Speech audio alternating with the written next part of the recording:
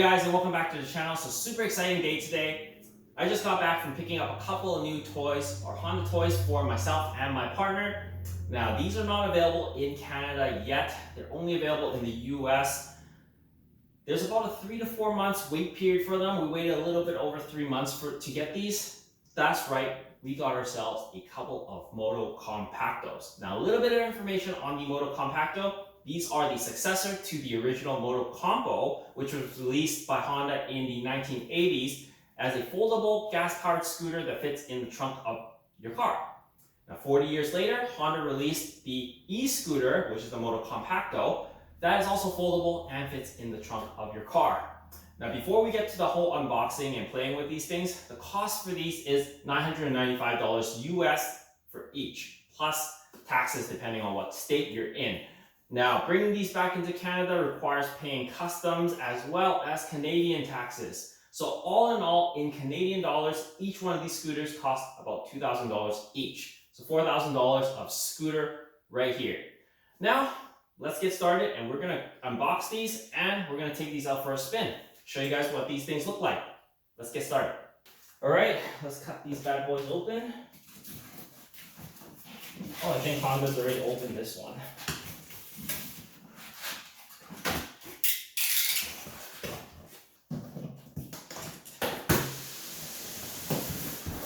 Oh, these things are pretty heavy.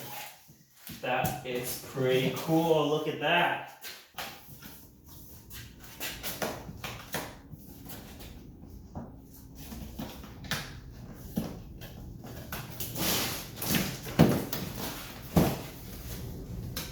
Whoa. Take a look at that. Now, I guess this is probably the charger. It's all padded. Let's lift this bad boy out.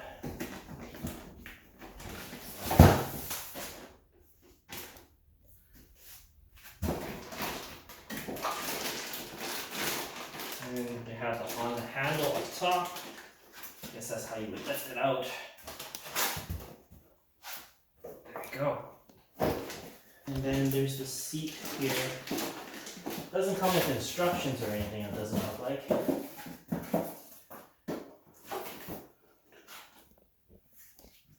But it should have the kickstand like that. There you go, standing on its own now. Let's see if this includes. Yeah, so this is the Honda charger and it has the manual and everything in here. Alright, so I've got to figure out how to take these things out. I didn't really look too much into the quick start guide, but it looks like you push this and then this stuff rotates out. That's pretty cool. I don't have to go through the quick start guide afterwards. So here's the seat. Oh wow, this clicks.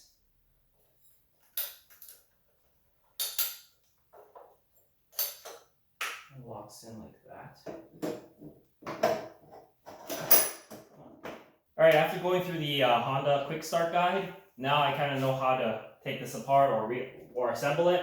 So to do this, pretty straightforward. You lift this, you push this button on the back down, and you lift the handlebar up. Then you undo this release here and you pull up, clicks into place, lock this in place. Then there's a lever here with a little switch. You pull this, drop it, and then it clicks in like that. Then you could click it back like that. Now that's locked in. Now this here, you have to push the switch, release this handle thing here, and twist it over until it's done. And then you could also lock that in place. Now once that's all done, we're able to take the seat out. The seat locks in by just folding it. Then you get this thing to lock it in place like that, and just like that. And next, to pop the rear wheel out. So to get the rear wheel is a little tricky. You have to do this, and then you have to rotate this. I've already kind of scuffed it a little bit here, just from this lever trying to rotate. But after you twist it out like that, you're able to pull this on the side here, and then you're able to take the wheel out. And then click right in, like that. Then what you have to do is rotate this back and it's a little tight to rotate back.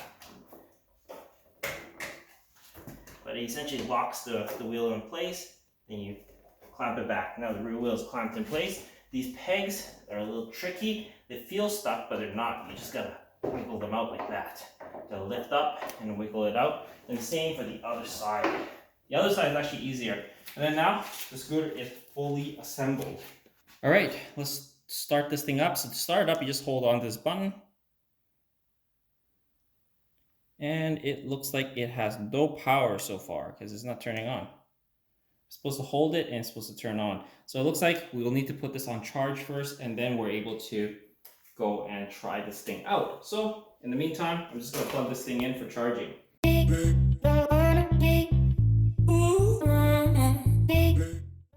All right, so the Motocompactos are all charged up now.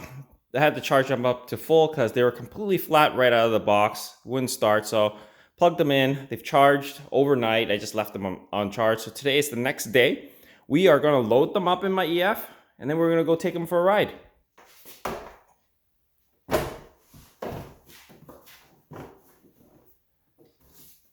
Just like that, it fits in. I mean, the strap bar might get in the way a little bit, but I think it should be okay to put them both in. Don't want to scratch them up, so I'm going to put a little bit of padding here. So that. All right, so I laid them in like this. So it does fit both of them.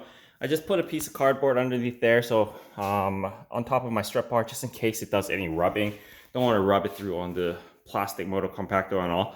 But now I can just put my privacy cover back on, and it fits both of them just on top of each other. If I didn't have the strap bar there, it'll fit in there no problem without having to do any other work. But you know, it is what it is. I want to keep the strap bar installed.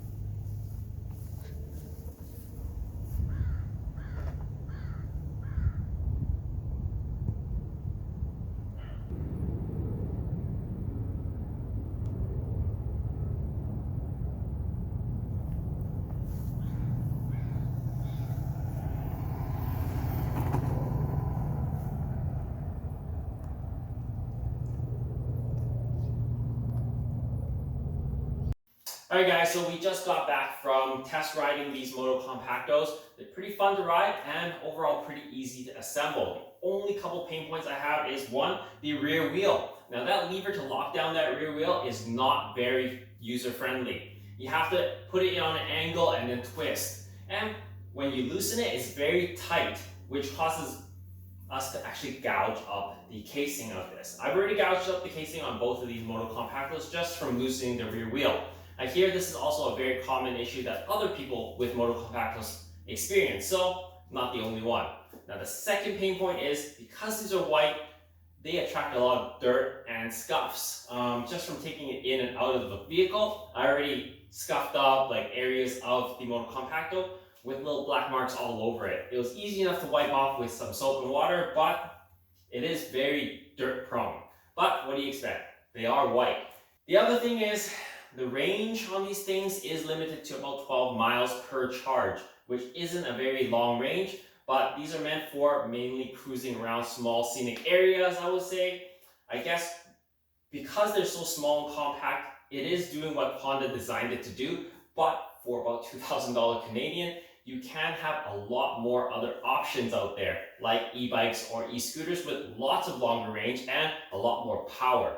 Now, these are still fun to ride, and I can't wait to continue enjoying them for the rest of the summer, but I would say they're not worth the money. They are a little expensive for what they are.